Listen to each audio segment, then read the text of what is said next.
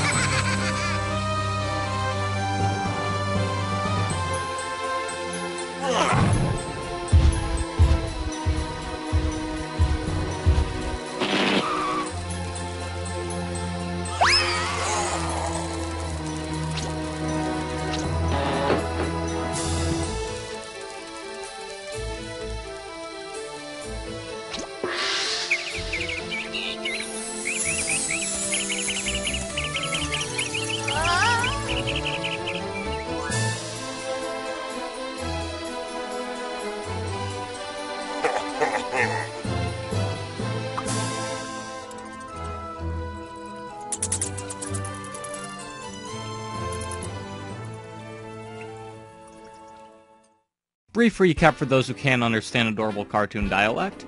Croc's mission is to save his adoptive Gobbo parents from the invading Dantini race, led by what seems to be a giant vegetable beast named Baron Dante. For you vision-impaired viewers out there, I'm at the main menu. I could go in depth about each of these menu choices, but I will assume you can interpret their function without being spoon-fed, so without further ado, let's get started. The game's excuse for fast level selection is a crocodile being carried around by Tweety Bird. Each batch of levels is contained on a specific island, and after beating all levels on an island, the next environment is unlocked. Simple as that. This loading screen happens for every level. For your sake, this will be the only one you see.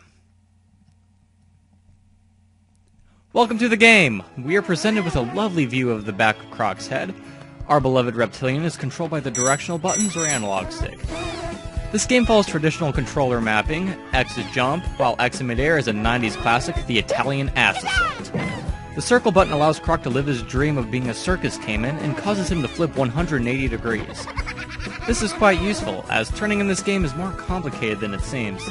The L1 and R1 buttons reveal the most pathetic sidestep I've ever seen, so forget you saw that. All I have left is the square button, which delivers a bone-breaking tail swipe.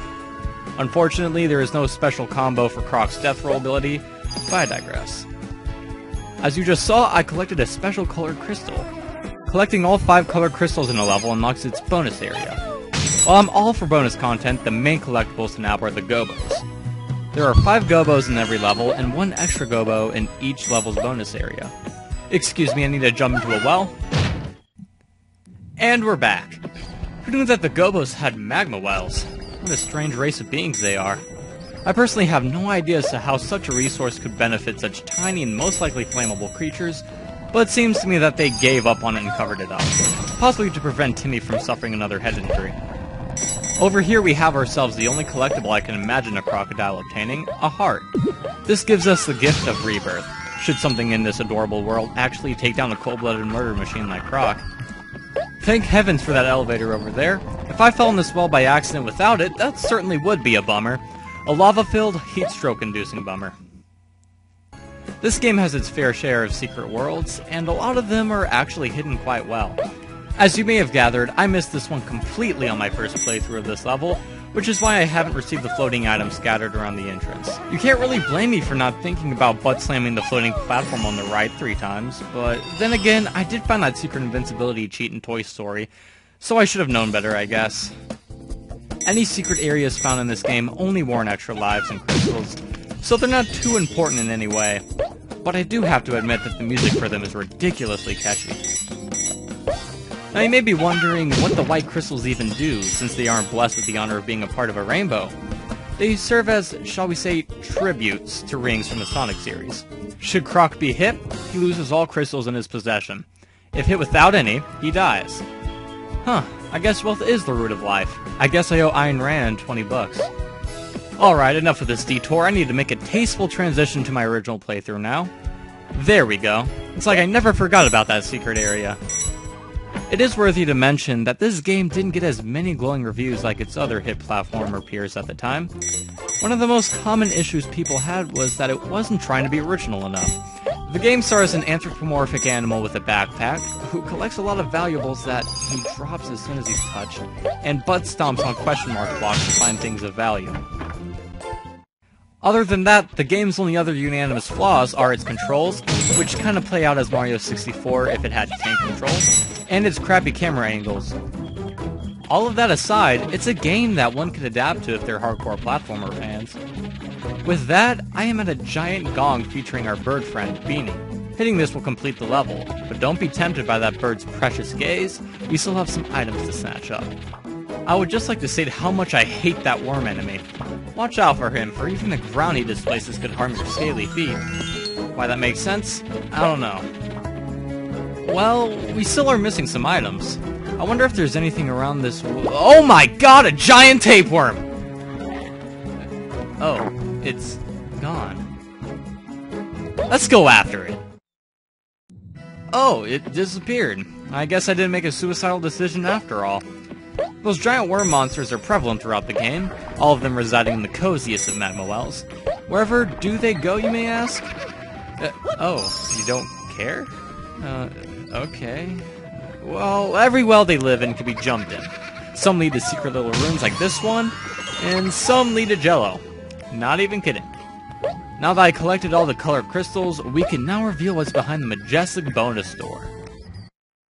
Just in case you're not the smartest, that was the bonus door I just walked through. My arch rivals, the Jello Brothers! Welcome to the first bonus area. Every bonus area has a Gobbo that needs to be freed, and most have a gimmick involved that requires a bit more involvement than the preceding level. Luckily, the first area only has us jumping on Jello to collect a silver key, prompting us to ride a balloon to free the caged animal. If you're wondering why none of this makes sense, congratulations, you passed the sanity test. Allow me to swallow this stranded organ, and I will hit the beanie gong to fulfill my duties on this first stage. Now all that's left is watching my crystal total skyrocket. I hope you all enjoyed this episode. Tune in next time for more lava, more cuteness, and even more Jello. Thank you for watching.